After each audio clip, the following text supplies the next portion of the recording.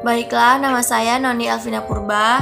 Saya dari kelas BPG PAUD. Di sini saya akan menjelaskan mengenai materi pembelajaran di pertemuan ketiga psikologi pendidikan, di mana materinya yaitu kesiapan belajar berdasarkan teori behavioristik, teori neuroscience, dan berdasarkan teori kognitif. Baiklah, di sini adalah gambar mind mapping yang sudah saya buat. Ini adalah mind mapping yang bisa saya buat untuk memenuhi materi kesiapan belajar ini. Yang pertama yaitu materi kesiapan yang pertama yaitu kesiapan belajar berdasarkan teori behavioristik. Behavioristik ini adalah sebuah teori yang mempelajari mengenai tingkah laku manusia, di mana tingkah laku manusia ini kan dapat mempengaruhi kesiapan belajar individu tersebut. Nah, tingkah laku manusia ini dipengaruhi oleh yang namanya lingkungan. Lingkungan ini dapat mempengaruhi tingkah laku manusia, di mana ketika satu keluarga, contohnya yaitu ketika satu keluarga dapat membantu si anak untuk mendorong anak tersebut agar dia mampu mengembangkan tingkat perkembangan kognitifnya, seperti keluarga tersebut itu melakukan kegiatan-kegiatan alamiah atau kegiatan-kegiatan yang dapat membantu anak melakukan kegiatan-kegiatan positif agar anak tersebut dapat mampu dan dia akan siap dalam melakukan pembelajarannya. Kemudian yang kedua yaitu teori neuroscience. Nah, dari teori neuroscience ini ada kita ambil dari perkembangan otak. Perkembangan otak sendiri ada dibagi menjadi 3. Yang pertama yaitu otak primitif. Otak primitif ini adalah otak yang dapat mengendalikan gerak motorik dan memproses informasi melalui panca indera. Seperti yang kita ketahui, panca indera itu berarti ada 5, yaitu mata, hidung, mulut, telinga, dan kulit. Nah, kalau kita lihat dari mata, kesiapan belajar seperti apa yang dapat kita persiapkan untuk proses belajar tersebut. Nah, contohnya gini, kita mencari informasi melalui mata. Jadi anak itu melihat ada seseorang yang menanam pohon. Nah, ketika dia melihat orang yang menanam pohon, maka timbullah pertanyaan di benaknya, yaitu mengapa dia menanam pohon. Nah, ketika pertanyaan ini sudah timbul di benak anak, maka terjadilah sebuah proses pembelajaran dan terjadilah proses penyaringan informasi dari otak anak tersebut. Kemudian begitu juga dengan indera yang lain seperti kulit.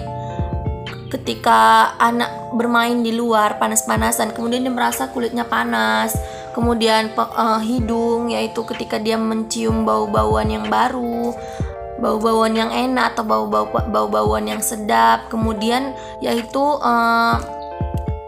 perasa lidah, ketika dia merasai rasa-rasa baru, pasti dia akan penasaran dengan yang baru dirasakannya itu. Maka terjadilah proses penyaringan informasi dari otak tersebut.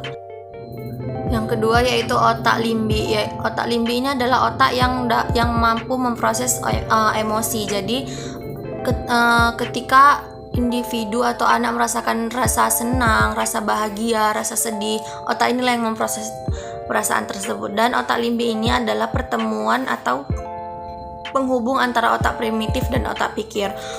Yang ketiga adalah otak pikir. Otak pikir ini adalah adalah gabungan atau bergabungnya sebuah tempat di mana bergabungnya ingatan, penglihatan, perasaan, dan kemampuan. Kemudian pada kesiapan belajar ada yang menurut teori kognitif. Teori kognitif ini bisa dilihat dari perkembangan fisik menurut teori Thomson. Yang pertama yaitu perkembangan kecerdasan dan emosi. Di sini perkembangan emosi dapat dilihat dari individu yang dapat merasakan sesuatu seperti rasa bahagia, rasa senang, dan rasa sedih, dan lain-lain. Dan kemudian yaitu kemampuan dan gerak motorik. Melakukan kegiatan motorik, kemampuan dan gerak motorik ini dapat dilihat atau dilakukan dengan melakukan kegiatan dari mudah ke kegiatan yang sulit, seperti motorik halus yaitu menggambar, mewarnai, menulis, dan kemudian dilanjut dengan perkembangan yang lebih mendalam lagi, yaitu kegiatan motorik kasar seperti senam, olahraga, lari. Dan itulah yang dapat membantu perkembangan si anak tersebut. Kemudian yang ketiga yaitu perubahan pola tingkah laku.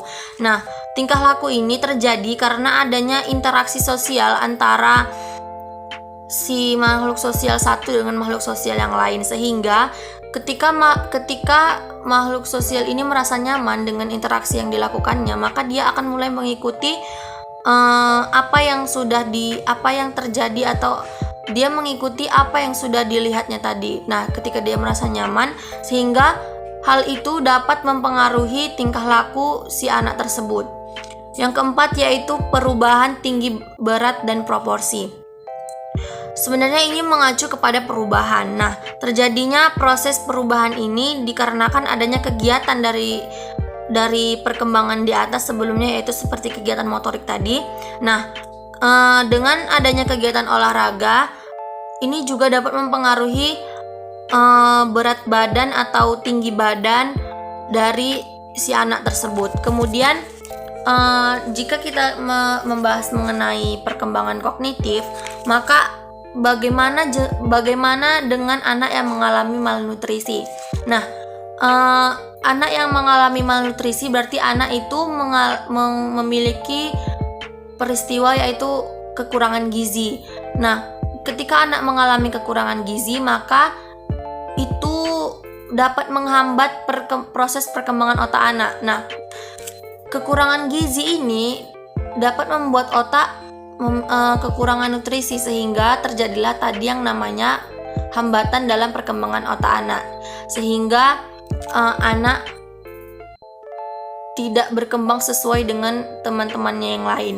Nah, bagaimana cara mengatasinya? Yaitu dengan orang tua yang harus mampu memberikan gizi seimbang. Orang tua harus mampu mencukupi nutrisi si anak.